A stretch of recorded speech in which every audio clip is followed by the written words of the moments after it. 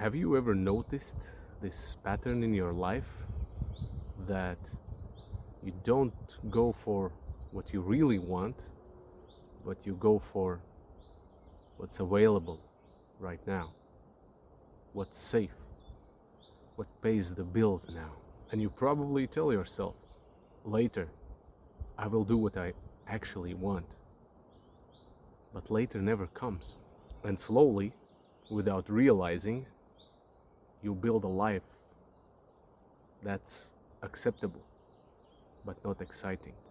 And this isn't because you're lazy or you lack ambition. This is simply because you're under pressure. Time, money, survival. So your brain does what it is designed to do. It picks the fastest, safe option. Not the best one, not the most aligned one, but the available one. And if you repeat that long enough, you train yourself to forget your real desire. You start to forget what you actually wanted in the first place. That quiet frustration that you feel, that sense of this isn't it, that's not the problem. That's your soul trying to wake you up.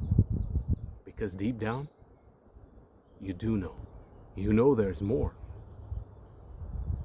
More expression, more power, more truth, more success, more joy, fulfillment, peace, and so on. You just don't fully trust yourself to go there yet.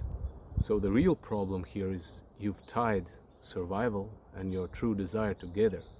So it feels like if I go for what I really want, I might lose everything. And that is a scary proposition. So you negotiate with yourself. You take the job, that's fine. You play it safe. But every time you do that, you reinforce the limiting belief that says, I can't fully choose what I really want. So how do you break this spell? Not by being reckless, but by separating these two things that we just spoke about.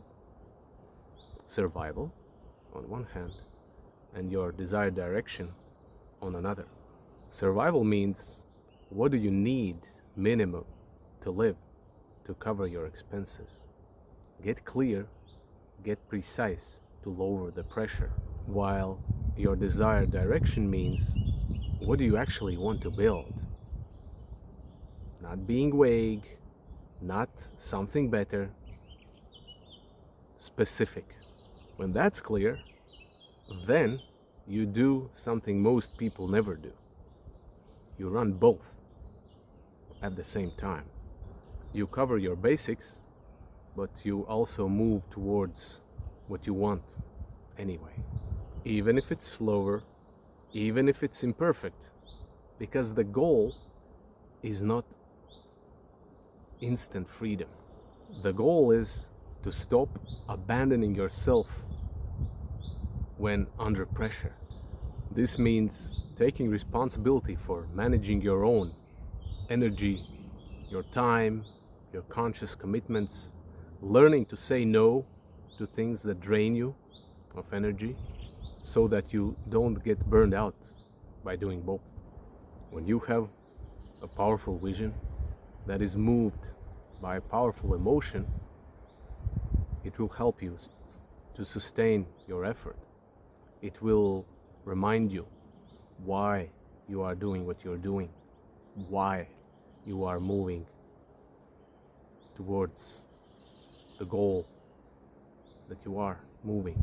The truth is, you don't need more time or more perfect conditions. What you need is to learn to rearrange your life, your energy expenditure, your daily commitments, including your rest.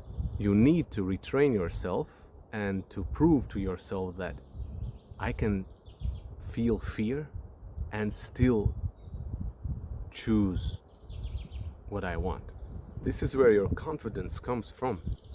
Not from success, but from self-trust. When you don't crumble under pressure. You work with your nervous system. When fear gets triggered, you remind yourself, it's okay to feel this. And I don't have to immediately do a desperate thing in the moment. At some point, you will have to make a decision. If you're going to keep building the life that's available, that most people do, based on their unconscious triggered reaction to fear, or finally start building that's yours. Because no one is coming to give you permission to do what you want. And the longer you wait, the harder it gets to hear what you really want. By building layers of suppression and unprocessed emotions that serves as a shield to your unacknowledged needs and pain. So stop settling. Not all at once, but one decision at a time. You are the captain of your ship that is called your life. So act like it. Thank you for watching and listening. I hope that this video was helpful to you, and I will see you in the next video.